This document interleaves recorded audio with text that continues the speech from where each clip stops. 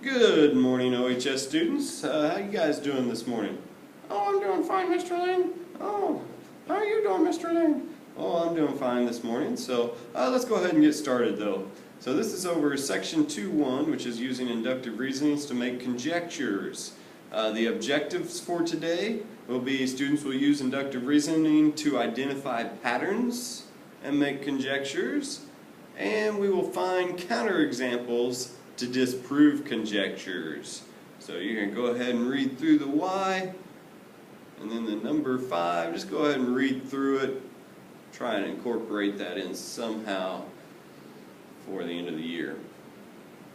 Alright, we're going to use inductive reasoning, section 2.1. First thing that you might have noticed in the title is conjecture. This is an unproven statement. It's based off of what we observe.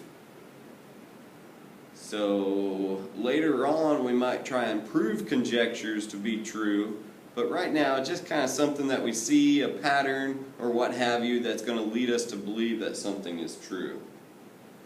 Kind of like an educated guess would be a good word for a conjecture. Inductive reasoning. Inductive reasoning is I want you to think of the word pattern. So we're going to see or observe some pattern, and then we're going to make a conjecture based off of that pattern. And when we do that, we're using inductive reasoning.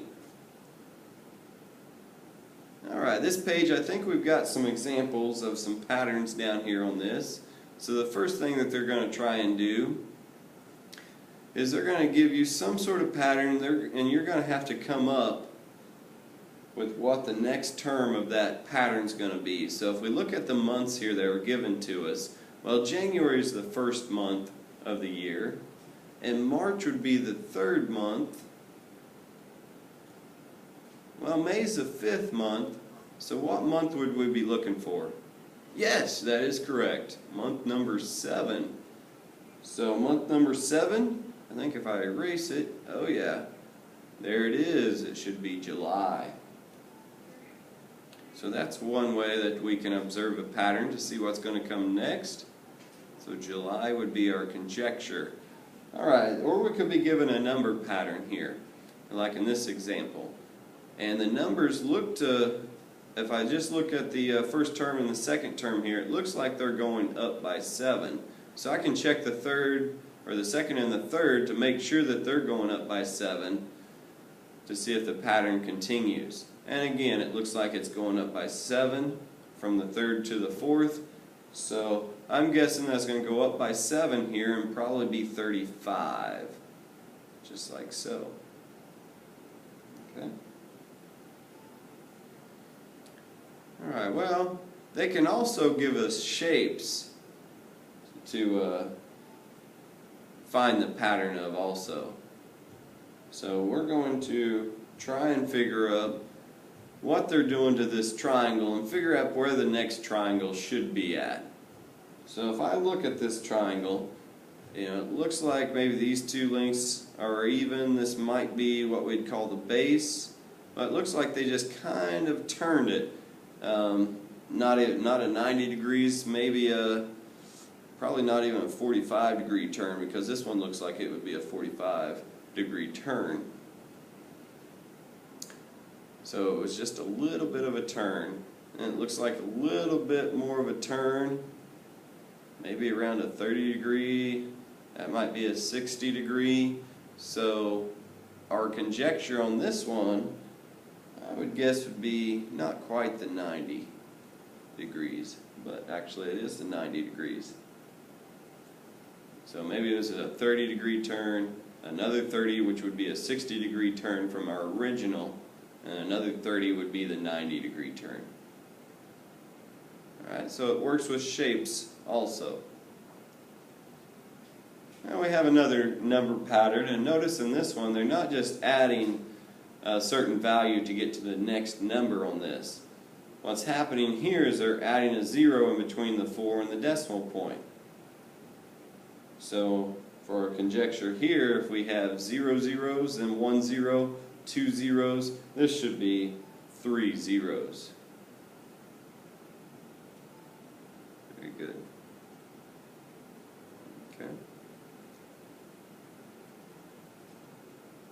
So this says when several examples form a pattern, that you assume the pattern will continue, and this is applying the inductive reasoning.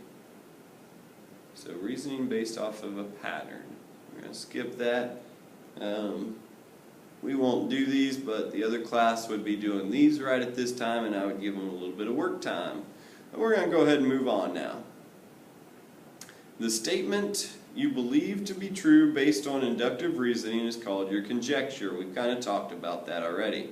It says complete each conjecture by looking for specific examples and finding a pattern.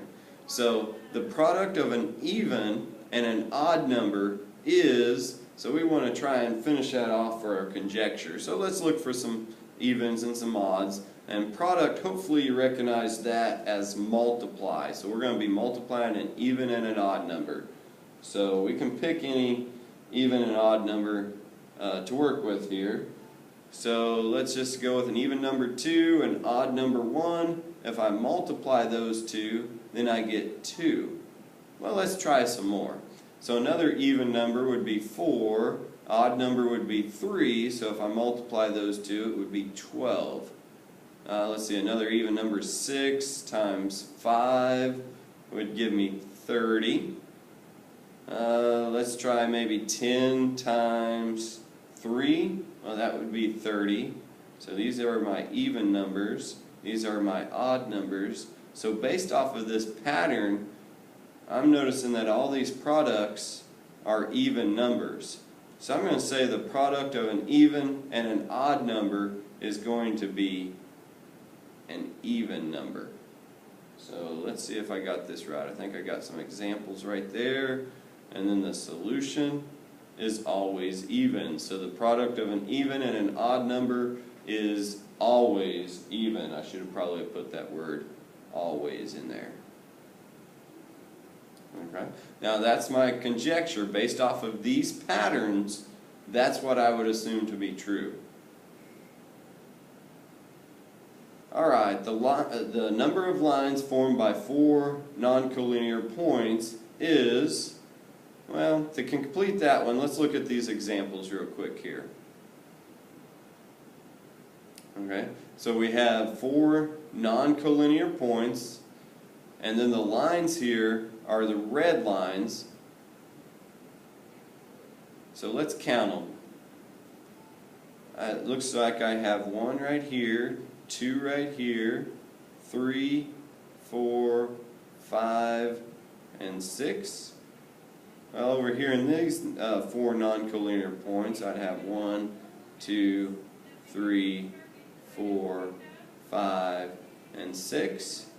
And again, I've moved the 4 points a little bit around on this also. So if I count them again, 1, 2, 3, 4, 5, and 6.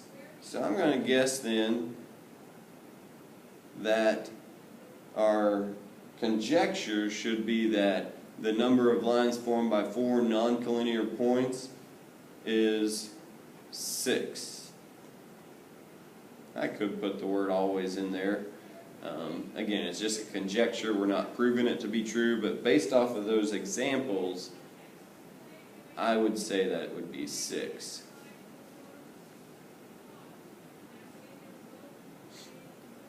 Alright, looks like we've got another example here. It says, given 5 collinear points, make a conjecture about the number of ways to connect different pairs of points. Now, collinear means in the same line.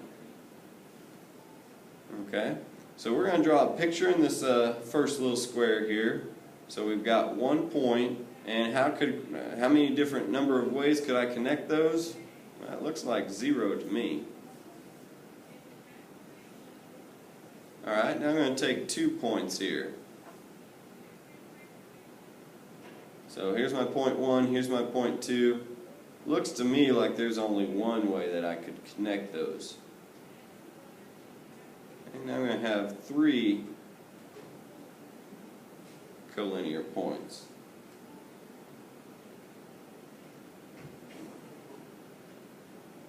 So I could connect those straight across.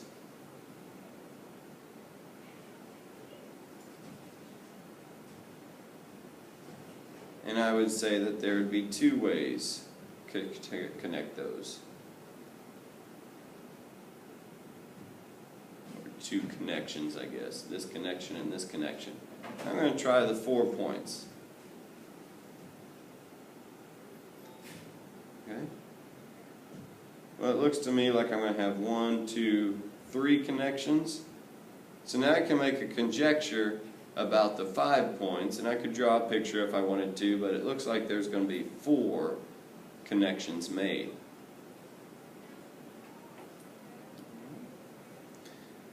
Let's see, the blue whale's blows compared to the humpback whale's blows will always be, well, we need some information about that, so I'm going to pull down the examples here.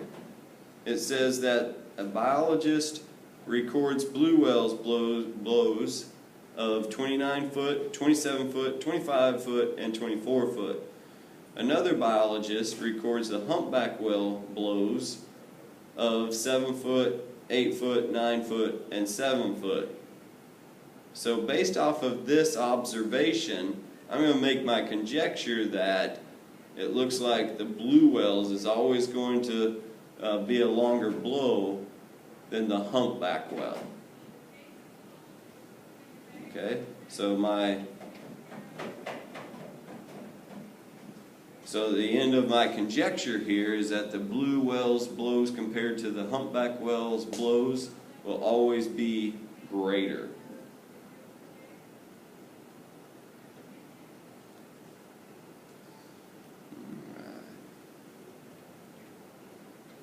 And let's go ahead and see what's on the next page.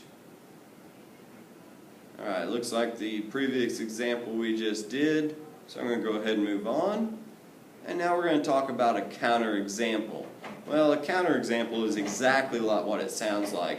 If there is one instance that is not true for our conjecture, then we can disprove it with a counterexample.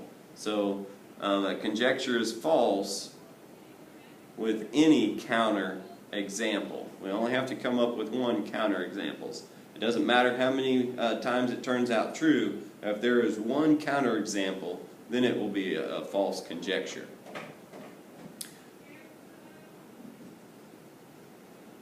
Alright. Looks like we got a little interactive page here. It says a conjecture formed by inductive reason is only a guess and is not accepted as true fact until proven using other reasoning that we'll learn later. Okay? To show that a conjecture is false, we only need to find one counterexample. And now the order of inductive reasoning, well, we have 3 things, and we're supposed to put these into order of what would make sense here. So it says make a conjecture, verify that the conjecture, or verify the conjecture or find a counterexample, and look for a pattern. So which one of those would come first? Yes, TJ. Well, I think we come up with our conjecture from the pattern, so I think the pattern would come first. Very good, TJ. You're a very smart young man. Alright, so then we're probably going to make the conjecture, and then we're going to either verify it or come up with a counterexample. So are you guys ready to check this and see if we've got it in the right order now? Yes, Mr. Lane, can we go ahead and check? Why, sure. Let's do that. Very good. We got it in the right order. So we're going to look at the pattern, make our observation, make the conjecture based off of that pattern or observation, and then we're either going to verify it or disprove it with a counterexample. Okay? Alright, looks like we've got a few more examples here. I'm going to go ahead and end part 1 of the video, and we'll continue it with the part 2.